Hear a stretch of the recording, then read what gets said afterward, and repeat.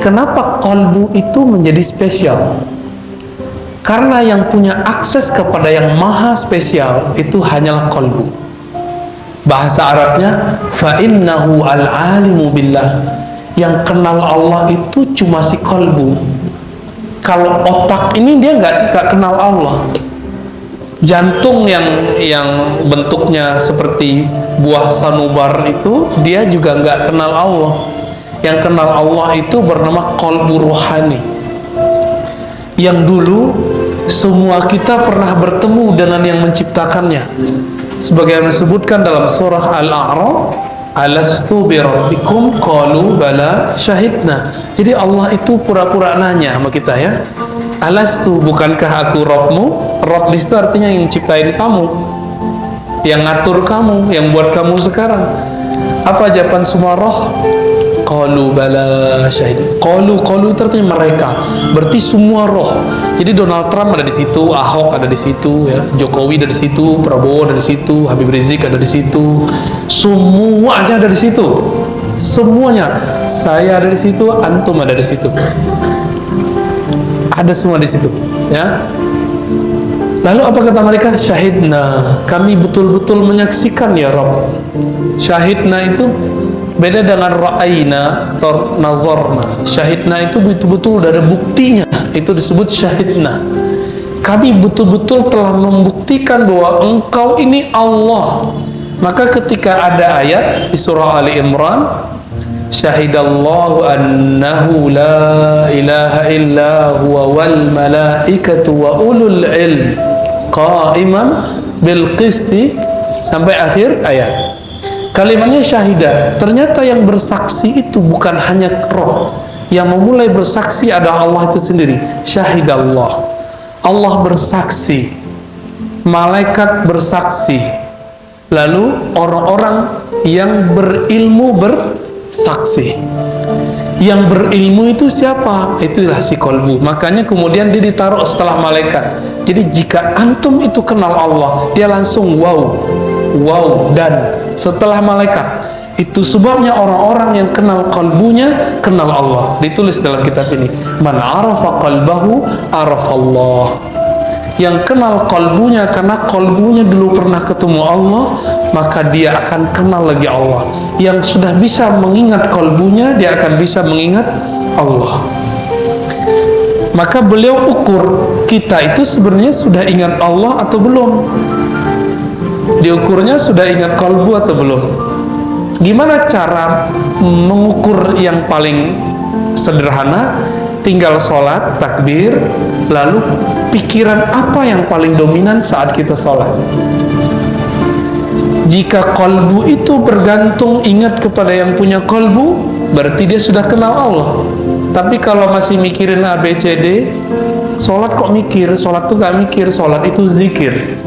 Coba cek ayatnya, surat Thaha ayat 14. Aqimis sholata lidzikri. Dirikanlah sholat untuk mengingatku. Tapi ayat itu diulang dengan pernyataan, innani anallah la ilaha illa ana fa'budni. Sungguh akulah Allah. Jadi Allah mengatakan innani anallah.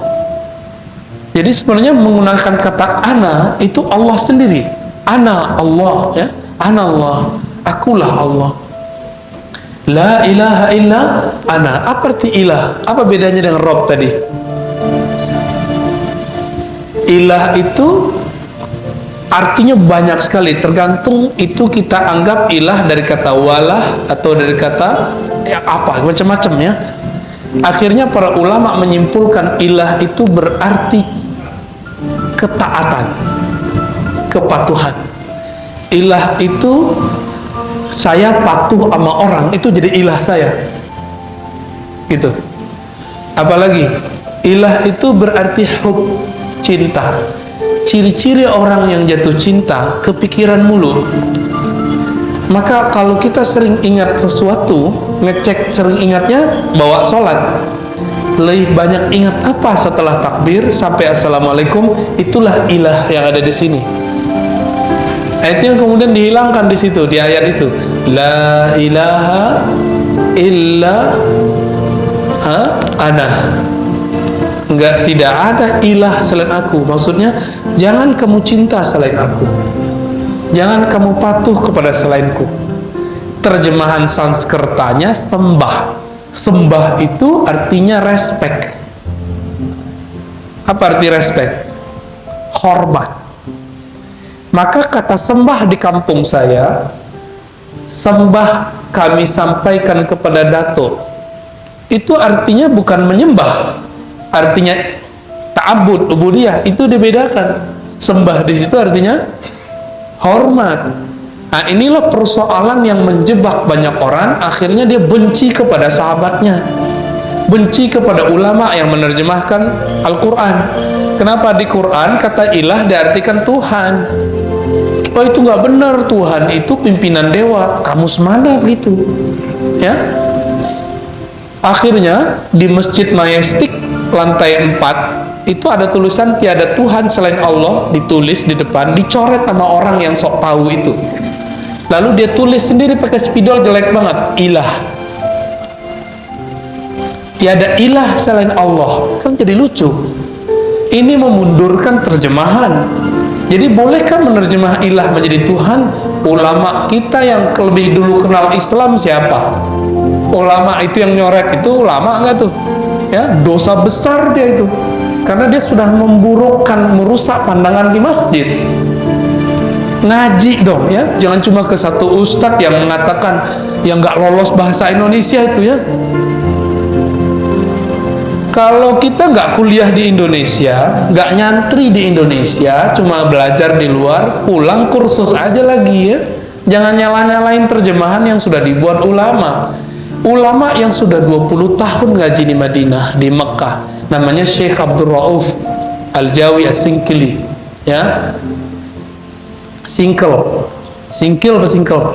ya. Itu Aceh sono. Itu 20 tahun ngaji di Mekah, Madinah. Gurunya ahli hadis bernama Syekh Ahmad Al-Qushasi, dan murid beliau, asisten beliau namanya Al-Qurani. Itu muhaddis kabir. Semua ahli hadis kalau punya silsilah ijazah hadis pasti nyambung sama orang ini, dua imam ini ya. Itu Syekh Abdul Rauf nulis kitab terjemahan ya, Terjumanul Mustafid atau apa namanya, sudah ada yang nulis itu. Ditulis kalimat terjemahan la ilaha itu tiada yang berhak disembah, kadang tiada Tuhan, ada semua. Rob itu Tuhan, diterjemahin semua. Biasa kok. Lebih lama dia ngaji daripada kalian yang mengharamkan kata Tuhan. Tinggal T-nya gede atau kecil. Belajar dong huruf kapital bahasa Indonesia. Gergetan kita sudah ya. Jadi kita kalau sudah bilang tiada Tuhan selain Allah, langsung dia berangkat pergi, gak mau lagi ngaji sama kita. Dianggap kita ini penyembah berhala. Betapa jahilnya itu orang, gak tahu nanya, baca buku-bukunya. Abdul Rauf As-Singkili abad keberapa? Gak tahu, baca sendiri deh ya. Sehingga jadi Islam ini bukan barang baru di negeri ini. Terjemahan ilah bukan barang baru di negeri ini. Gitu ya. Tapi kalau udah bahas akidah gitu, saya jadi agak sedikit naik suaranya ya. Udah, kita balik ke kolbu lagi deh, biar adem. Allahumma sholli ala Muhammad. Allahumma sholli ala. Apa kata Imam Ibnu Qudamah? Wa aktsarun nas jahiluna biqulubihim. Nah, ini kalimatnya. Kebanyakan orang itu tidak kenal qalbunya wa nufusihim, dirinya. Beliau ini ahli hadis, nggak mau menggunakan sebuah kalimat yang masyhur di kalangan ahli zikir, ahli qalbu, ahli sufi, ahli tazkiyatun nufus, terserah antum mau sebut mana, orangnya sama kok ya. Ini persoalan lama lagi tuh ya. Gengsi nyebut tasawuf pakai istilah tazkiyatun nafs, isinya sama. Apa kata mereka? Man arafa nafsahu faqad arafa rabbahu. Karena beliau sensitif dengan kata-kata itu, siapa yang kenal diri, kenal Rabbnya, beliau ganti. Man arafa qalbahu arafa rabbahu. Siapa yang kenal kalbunya, maka dia kenal Rabbnya. Tapi isinya sama nggak tuh? Sama. Bedanya beliau nggak bilang hadis karena beliau ahli hadis. Nah ini PR. Kalau antum ahli hadis, ada orang salah nyebut hadis, nggak usah ditahzir. Nggak usah ditahzir. Wasiat bil haq, bis sabar. Nggak langsung ngamuk-ngamuk, ya. Nggak langsung bilang zindik, itu jahil, nggak usah bilang gitu. Langsung bilang mohon maaf, ini hadisnya tidak sahih. Gitu. Selesai itu. Kalau dia nggak terima, baru kita bilang ente baru jahil gitu. Tapi kalau udah kita kasih tahu, kita bilangin baik-baik, pakai cara lo bilanginnya. Orang-orang ahli tasawuf itu, ahli thariqat sufi itu, mereka ahli kolbu. Maka sentuh kolbunya. Jangan singgung amalannya. Mazhab fikih dia sudah beda sama kita. Sekali singgung mereka, antum ngomong kolbu aja dia nggak terima. Gitu. Ini yang terjadi pada Ustadz favorit antum semua, Ustadz Abdul Somad. Ustadz Abdul Somad kurang sufi apa? Kurang ahlu sunnah aswaja apa? Tapi karena beliau cuma ngomong khilafah, langsung kawan kita yang satu lagi nggak seneng gitu ya. Itu aja masalahnya.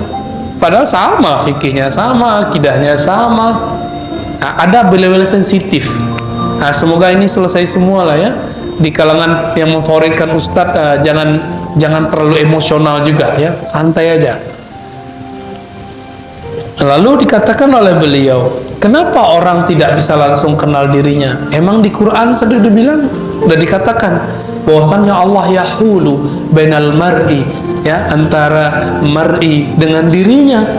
Memang sudah ada kalimatnya, yahulu bainal mar'i wa qalbi, antara sisi dia intelektualnya dengan kolbunya memang kadang dipisah. Coba aja cek, kita udah berusaha untuk khusyuk, nggak bisa khusyuk-khusyuk, pikirannya jalan kemana-mana. Artinya antum nggak berkuasa menguasai kolbu. Kenapa kolbu nggak bisa kita kuasai dalam sholat? Kok nggak bisa dikontrol itu kepikiran kemana-mana itu? Padahal kalau sholat udah pakai baju koko, udah pakai kopiah, udah pakai gamis, bahkan pakai sarung, bahkan ternyata khusyuk bukan di situ. Bahkan jenggot pun kita panjangin. Kenapa? Karena jenggot itu tidak menyebab khusyuk. Ya, baju koko tidak pernah menyebabkan khusyuk. Dia itu bab fikih, nutup aurat.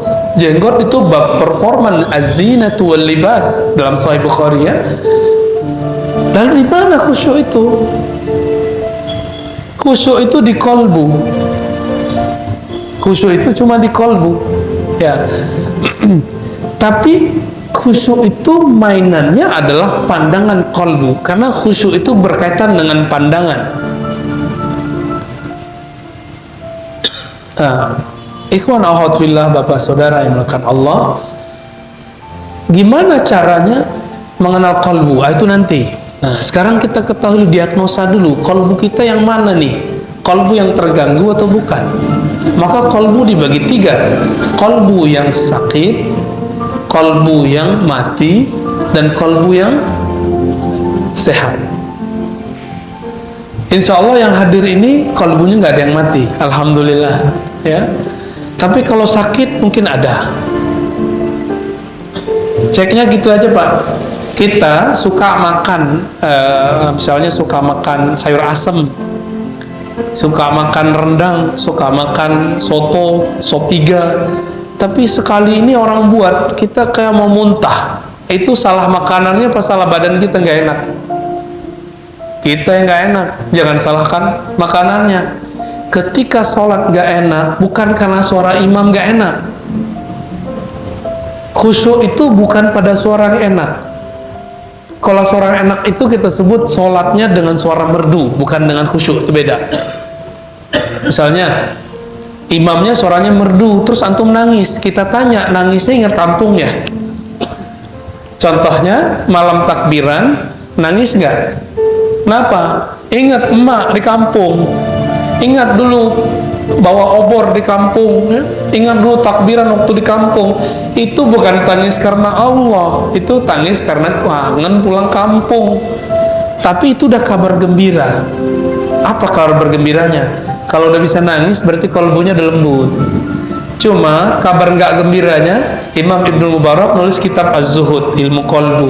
Apa kata beliau? Tangisan itu ada lebih dari 9, kira-kira 9 lah, 9. Semuanya bukan karena Allah kecuali satu, yaitu tangis karena takut kepada Allah, harap kepada rahmat Allah. Takut karena dosa, kemudian disiksa Allah, nangis. Nah, itu dia. Itu yang bisa madamin api neraka. Kita udah sholat, takut tidak diterima oleh Allah, lalu ada harap Allah terima, muncul tangisan itu. Maka tangis itu ada dua, tangis karena sedih, takut, atau tangis karena bahagia. Ketika seorang anak dapat juara, pertama kali dapat juara dia nangis, itu lagi sedih atau bukan? Orang tua yang sudah jadi orang tua nih ya, yang sudah punya anak tuh udah tua walaupun punya uban ya, anaknya juara, tiba-tiba kita berlinang-linang air mata ya. Kata teman, matamu kenapa bro? Cowok kok nangis? Ya ternyata kita terharu anak kita dapat juara, atau hafal surat amma yatasaalun, atau hafal juz amma, kita terharu. Ya Allah, aku nggak hafal surat ini, anakku hafal. Itu tangisan apa? Itu tangisan bahagia. Tangisan bahagia. Tapi kalau nonton TV ada mama, mas-mas, bapak-bapak, rumahnya biasa, parah lah ya, nggak standar, dia tangi sama tim TV, bedah rumah, dibilangin, ini ada duit bantu untuk bedah rumah, nangis dia. Itu nangis apa tuh? Tapi sebelum itu, dia nangis juga, ditanya, berapa penghasilan sehari Pak, Bu? Dia nangis juga, nangis kenapa? Hidup kayaknya susah banget. Jadi antara nangis sedih sama nangis senang dapat duit, dekat sekali. Dekat sekali. Ikhwan akhwat fillah, saudara bukan Allah, si kolbu itu tidak disifati dengan nangis. Nangis itu efek di badan, efek di mata. Kolbu itu dia disifati dengan apa? Yang tadi, bahagia atau sedih. Tapi kalau nangis itu di luar. Kenapa kita terhalang untuk mengakses kalbu sehingga kita tidak bisa mengenal yang punya kalbu, yaitu Allah Ta'ala? Jawabannya sederhana. Di sini banyak sekali ya disebutkan perumpamannya. Kita bisa ringkas kembali ke karya Imam Ghazali.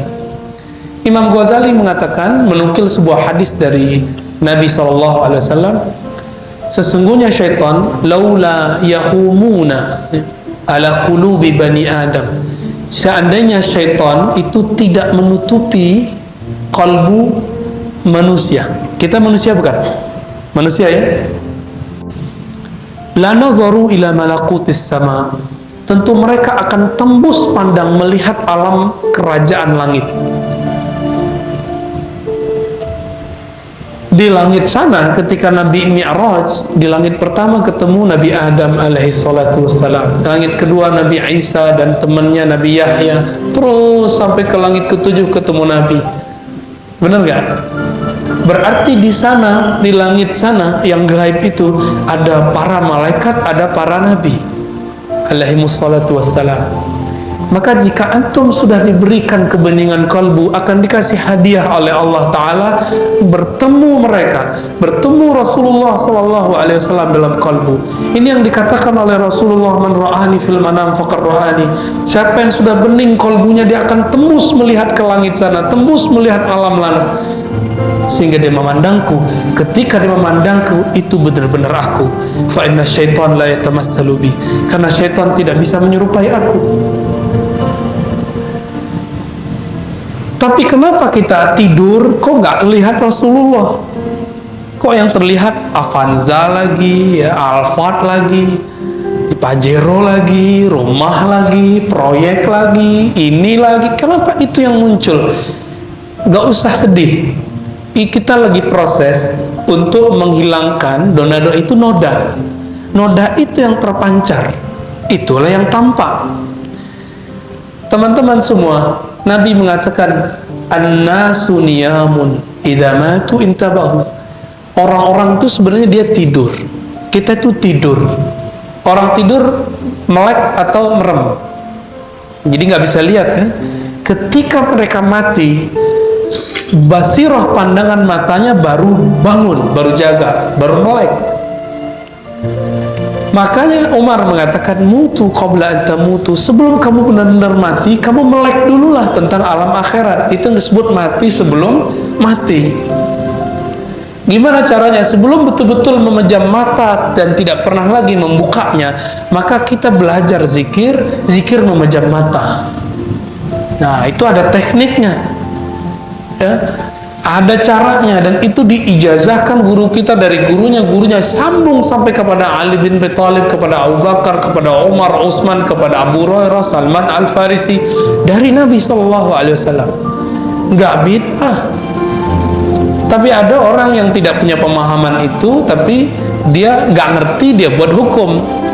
Oh, nggak boleh zikir pejam mata, mirip sama Buddhis. Dari mana itu ya? Kalau begitu antum yang pakai tasbih mirip Buddhis dong, ya. Kita pergi haji pakai baju ihram nggak ada jahitnya, mirip sama pendeta biksu nggak? Mirip sekali, ya. Warnanya aja bedanya. Maka Imam Ghazali mengatakan manusia itu punya roh. Rohnya itu satu jenis dengan malaikat. Jadi ini kabar gembiranya. Jadi antum itu punya roh. Rohnya itu makhluk langit. Tapi nyampe di sini kok pesek-pesek gitu ya. Kok ada yang brewok, ada yang enggak gitu ya. Ada yang macam-macam deh. Ada kemajuan perut, ada yang kemajuan pipi, macam-macam.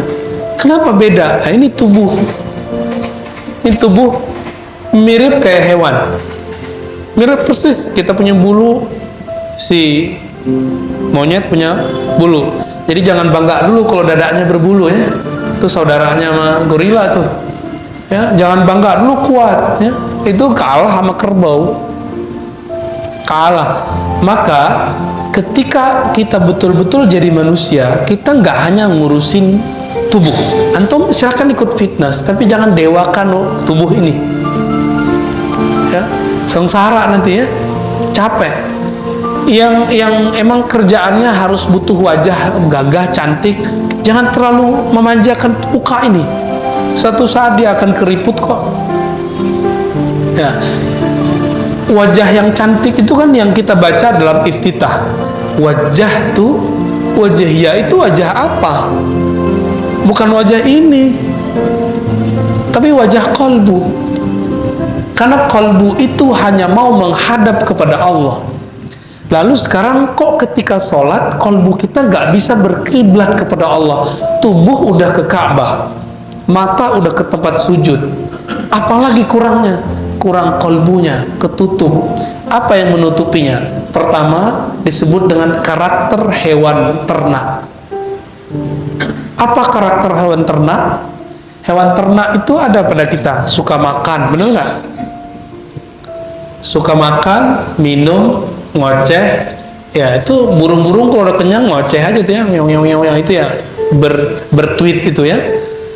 Sekarang jadi Twitter. Apalagi mohon maaf, aktivitas seksual itu bagian dari hewani. Maka pembeda kita dengan hewan, makan, minum, tidur, ngomong dimulai dengan basmalah. Jadi minum itu dengan bismillah. Bahkan Nabi mengajarkan orang sudah menikah hubungan spesial pakai bismillah, supaya beda dengan al-an'am itu, karakter hewan itu. Nah, siapa yang sudah mulai melakukan itu, dia sudah nggak hewani lagi. Antum udah nggak sama lagi sama hewan. Nah, semoga kita mulai dari pagi tadi lebih banyak basmalahnya. Bismillah mau jalan, bismillah mau makan. Jadi beda hewan dengan manusia yang kenal Allah. Makan apa? Makannya orang kenal Allah, dia makan karena ingin kuat mengabdi kepada Allah, supaya kuat nanti berdiri di hadapan Allah, supaya kuat nanti jalan menafkahi hamba Allah bernama anak istri.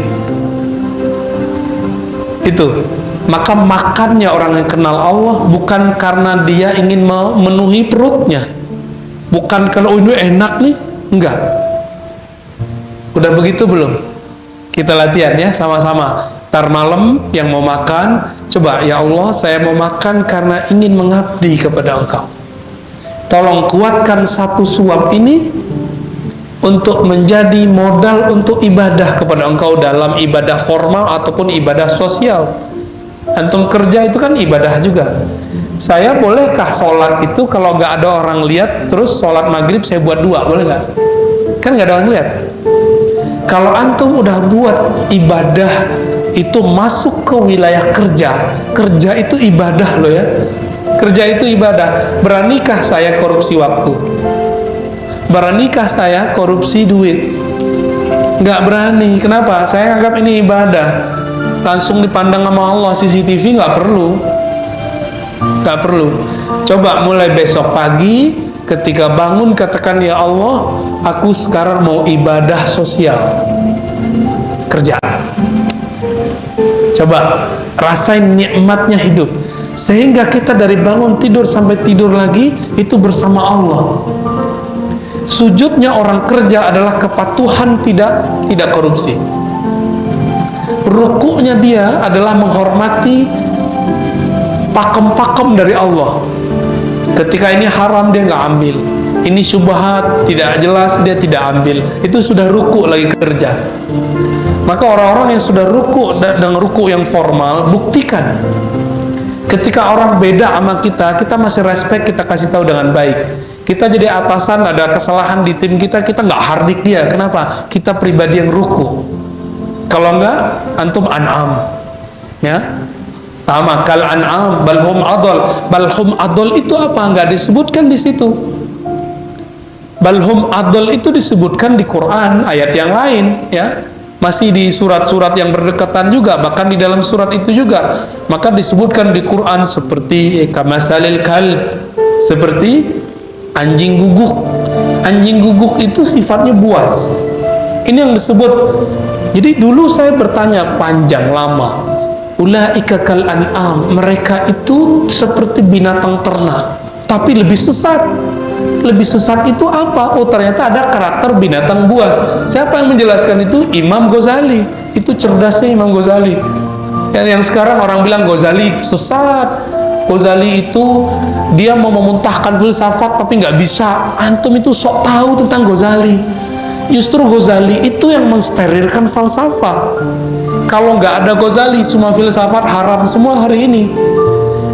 Teman saya mengharamkan filsafat, ternyata dia masih belajar salah satu bagian filsafat. Apa itu? Matematika filsafat loh ya. Dia haramkan mantik, tapi dia belajar matematika. Itu namanya mengharamkan apa yang dia makan sendiri.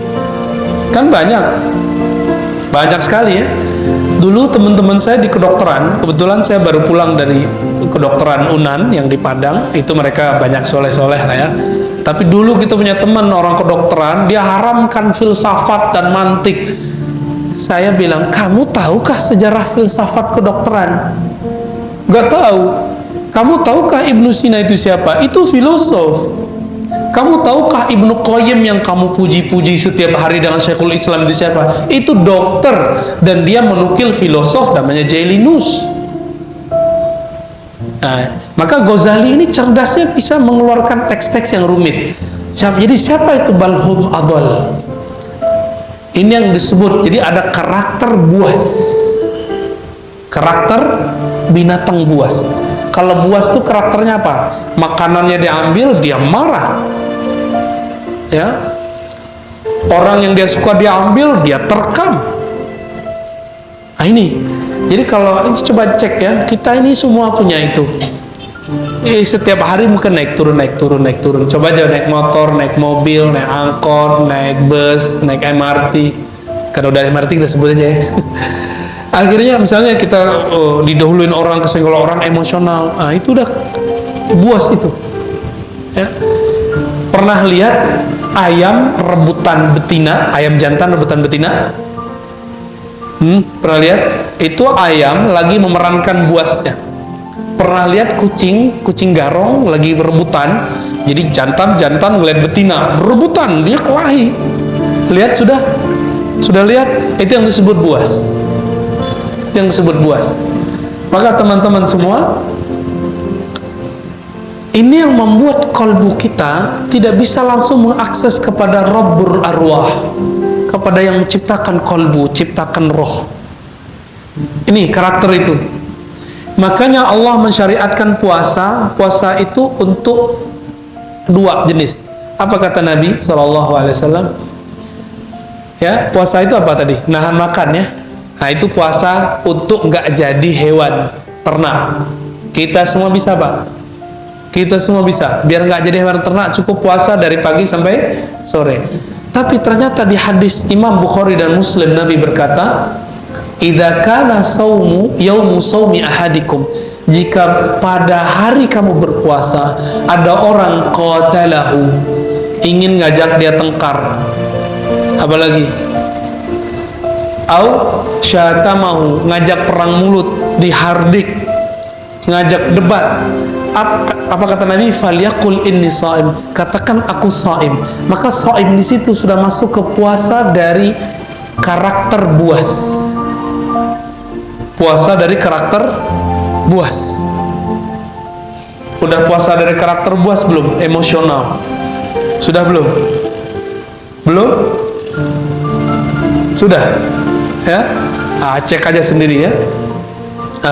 Dalam hal ini maka Imam Ghazali, ya Imam Ibnu Jauzi, Ibnu Qudamah yang mengikhtisar kitab ini kemudian mengatakan inilah yang disebut madakhil iblis. Maka nanti ada karakter ketiga, karakter syaitaniyah. Sukanya apa? Sukanya nipu, sukanya manas-manasin orang, besar mulut tapi penakut aslinya. Nah ini, kalau karakter itu ada pada seseorang, kalau dia jadi politisi, dia jadi politisi syaitani. Dia suka bikin gaduh, jadi provokator. Jadi provokator. Kalau dia ustadz, dia bikin gaduh jamaah. Ada juga ustadz syaitani itu ada, bikin gaduh jamaah. Ya, semoga kita nggak ada itu semua.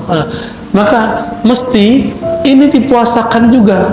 Tapi puasa ini bukan dengan puasa fisik atau puasa emosional tadi. Puasanya cuma satu, memuasakan pikiran dari banyak pikiran, lalu mengaktifkan kalbu untuk zikir.